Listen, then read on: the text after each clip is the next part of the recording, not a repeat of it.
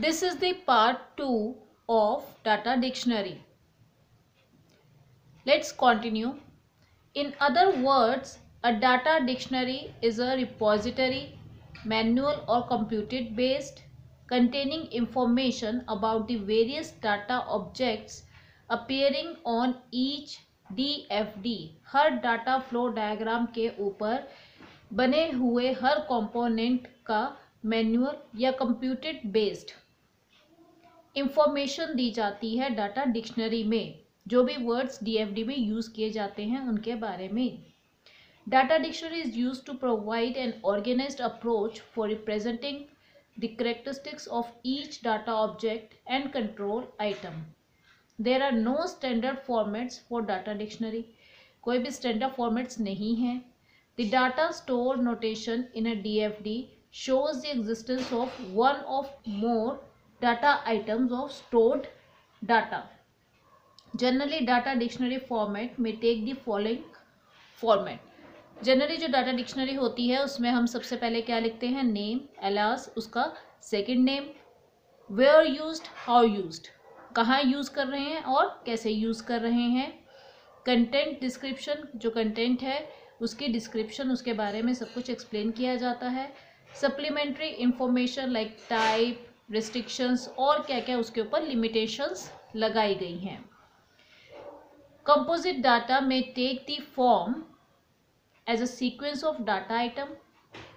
Sequence of data item की form में आप उसको देख सकते हैं। As a selection from among a set of data items, as a repeated grouping of data items. A data dictionary may just give a simple description of the data. जो data dictionary है वो एक simply description देती है उस data के बारे में जो हमने डीएफडीज में शो किया हुआ होता है। The following is a simple example. इसके बाद हम इसका एग्जाम्पल देखते हैं कि कैसा दिया होता है। ये एक एग्जाम्पल है, इस तरह से आप इसका एग्जाम्पल दे सकते हैं। Name, first name, last name और उसके बाद लीगल करेक्टर्स। फर्स्ट नेम के अंदर आप first name, middle name, last name भी दे सकते हैं। कर्टेसी नेम दे सकते हैं, जैसे मिस, मिस्टर, मिसेस, क्या प्रोफेशन है, डॉक्टर है, ठीक है। इस तरह से आप इसको रिप्रेजेंट कर सकते हैं। Every DFD model must be accompanied by a data dictionary.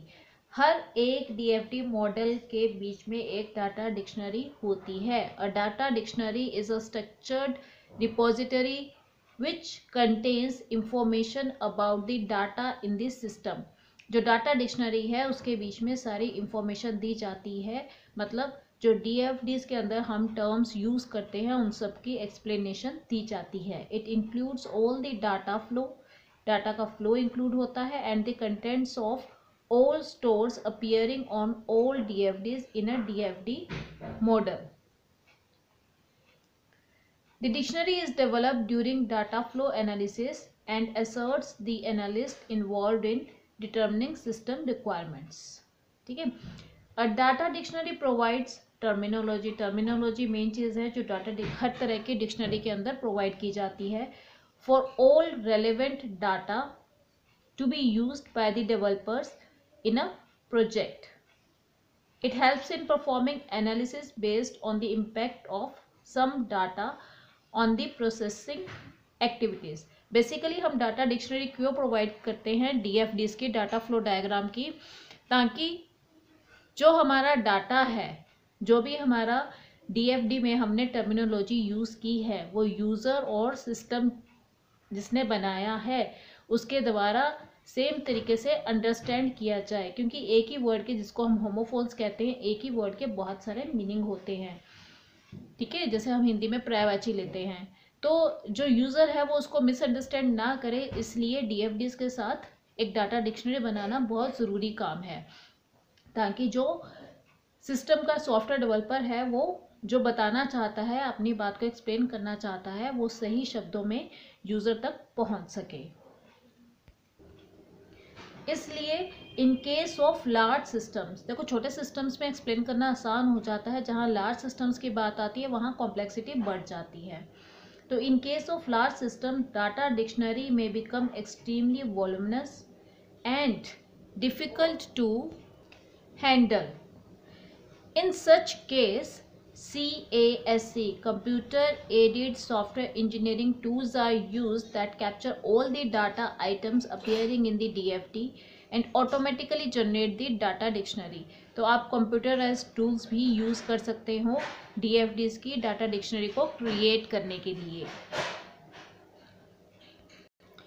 Now we will see that system analyst use data dictionary too. कि system analyst किस लिए data dictionary को use करते हैं. They use the data dictionary to manage details in large systems where huge volume of data flows through them.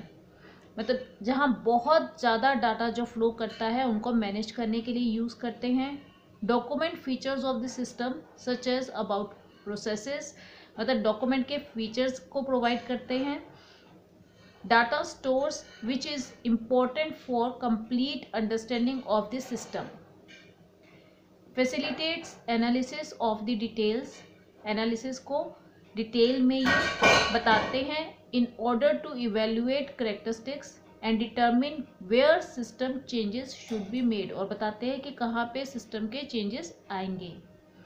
Locate errors and omissions in the system. System के बीच में errors को locate करता है और omissions को, मतलब जो हम डिलीट कर देते हैं उन सबको ये लोकेट करता है.